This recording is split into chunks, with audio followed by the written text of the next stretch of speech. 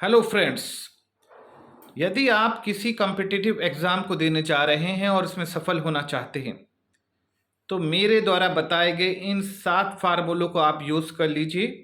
निश्चित रूप से आपको सफलता मिलेगी। जो लेकिन बड़े ध्यान से समझिएगा और हर एक फार्मूले का अपना एक महत्व है, अपनी एक इम्पोर्टेंस है और उसको लाइफ में आपको ठीक से इम्प्लीमेंट करना है।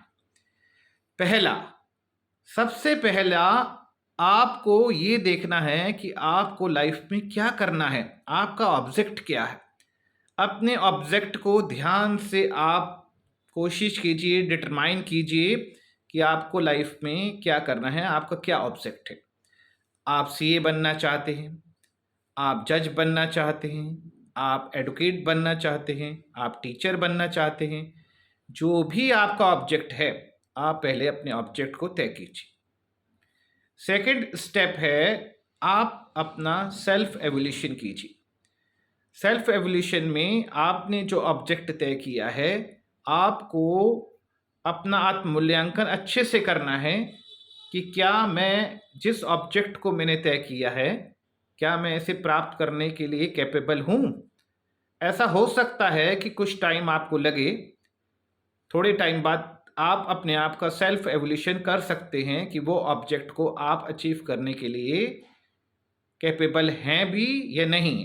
जैसे मैं कहूँ कि मुझे इंग्लैंड जाना है और इंग्लैंड जाने के लिए मेरे पास कोई पैसा ही नहीं है, और मैं कहूँ कोई साधन नहीं है, वीज़ा नहीं है, पासपोर्ट नहीं है, बहुत सारी अभी मेरे अंदर उस चीज़ को, जो मैंने ऑब्जेक्ट को तय किया है, पूरा करने के लिए रिक्वायरमेंट्स हैं। तो मुझे अपना सेल्फ एवोल्यूशन किसी भी ऑब्जेक्ट के लिए अच्छे से करना है। जब आप अपना सेल्फ एवोल्यूशन कर लें, अपना ऑब्जेक्ट तैयार कर लें, तो तीसरा है समर्पण। उस कार्य के लिए समर्पित हो जाइए, डेडिकेटेड हो जाइए। डेडिकेशन तरीके से उस काम को करना आपको शुरू कर देना है। और जब आप समर्पण कर दें तो 2 फार्मूले उसके साथ यूज़ कीजिए, डिसिप्लिन एंड कंटिन्यूटी।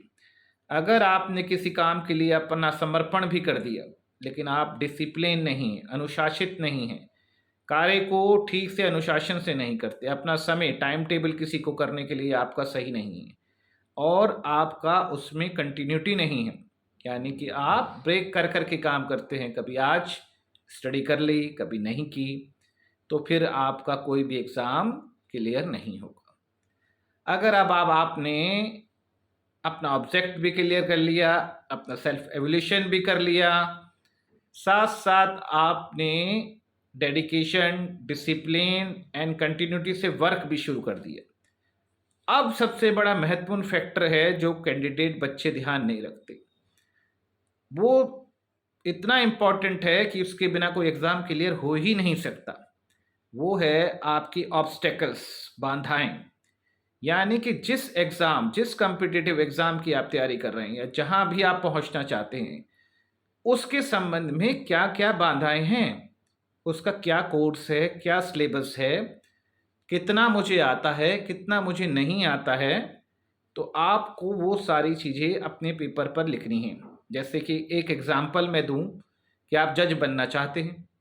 अब जज के एग्ज़ाम में लॉ का पेपर भी आएगा, जीएस का पेपर भी आएगा, इंग्लिश का भी पेपर आएगा, कहीं-कहीं हिंदी का भी पेपर आ सकता है।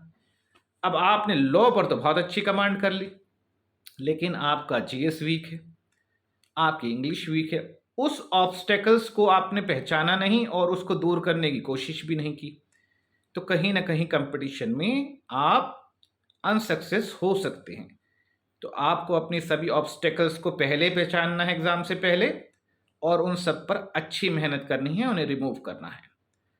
अब सबसे इम्पोर्टेंट ऑब्स्टेकल्स पहचानने के बाद का जो स्टेप आएगा, वो आएगा कि आप उस ऑब्स्टेकल्स को दूर करने के लिए किसी टीचर या मेंटर की मदद लीजिए, गाइडेंस लीजिए प्रॉपर, क्योंकि जिन लोगों ने इन सब एग्ज़ाम्स के लिए तैयारी की है या जो टीचर हैं, वो आपको रास्ते तक बहुत जल्दी पहुंचा सकते हैं। अगर इंग्लिश वीक है, तो इंग्लिश के किसी टीचर से इंग्लिश सीखिए।